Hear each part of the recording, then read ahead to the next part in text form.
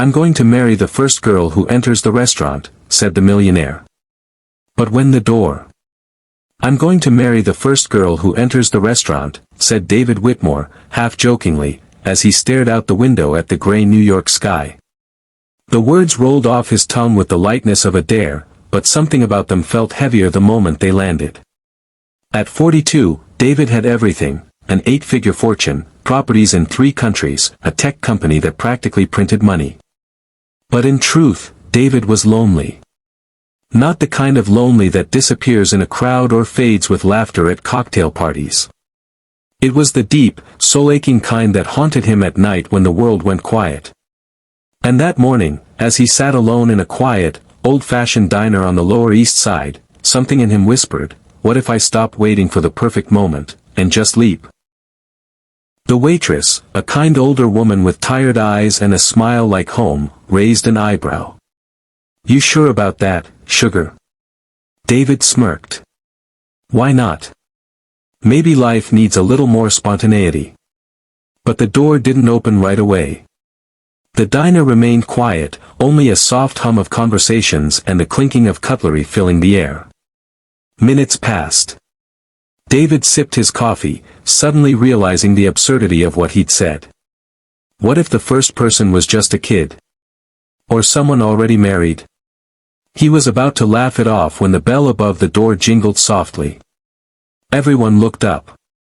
A girl stepped in, soaked from the rain, her coat too thin for the weather. She couldn't have been more than 21. Her hair stuck to her face, her hands trembling from the cold.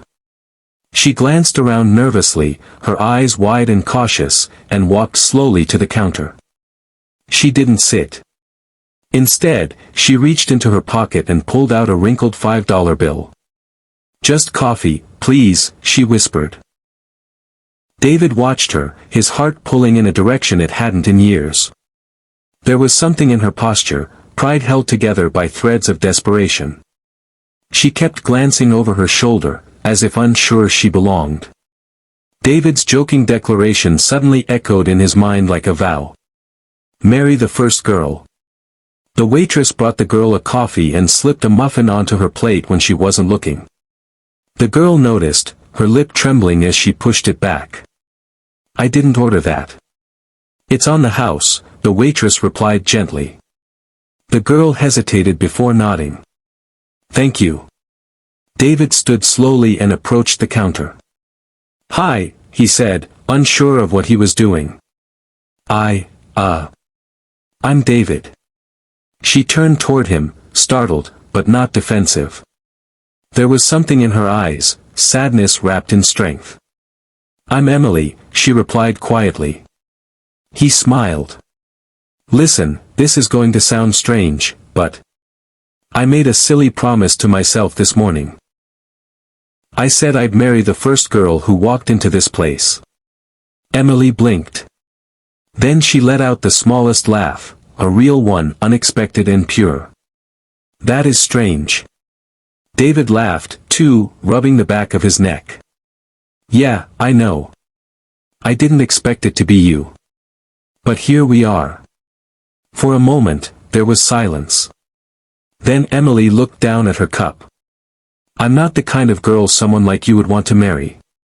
"Why do you think that?" he asked softly. She took a breath. "I've been sleeping in a shelter for the past 2 weeks. I aged out of foster care last year. I've been trying to get on my feet, but it's hard. Today, I spent my last $5 just to get warm for a bit." David sat down beside her, his smile fading into something more solemn. Then maybe this wasn't about a joke. Maybe it was about something more important. She gave him a long look. "You don't know me. You don't owe me anything." "No," he said. "But maybe the world owes you a little kindness." They talked for hours. Emily told him about her dreams, how she wanted to be a nurse, how she used to volunteer at a senior center when she was 16 because it felt like family. David listened, not out of curiosity, but with the kind of attention that said you matter. And when she spoke about the nights she'd go hungry just to keep her pride, something in him cracked.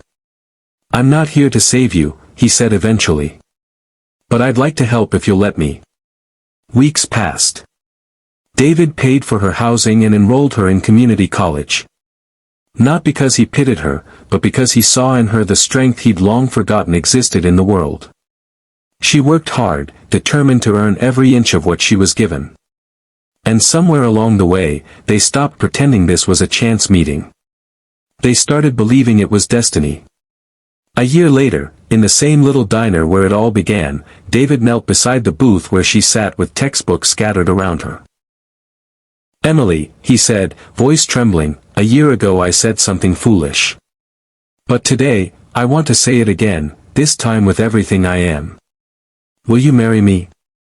Tears spilled down her cheeks. She nodded. The diner erupted in applause. The waitress who'd served them both that first day wiped her eyes with the corner of her apron. Their wedding was small. Just a few close friends, the waitress who had become like family, and several residents from the senior center where Emily now volunteered. David didn't care for extravagance anymore. He had found the one thing money couldn't buy, someone who knew pain and chose compassion anyway.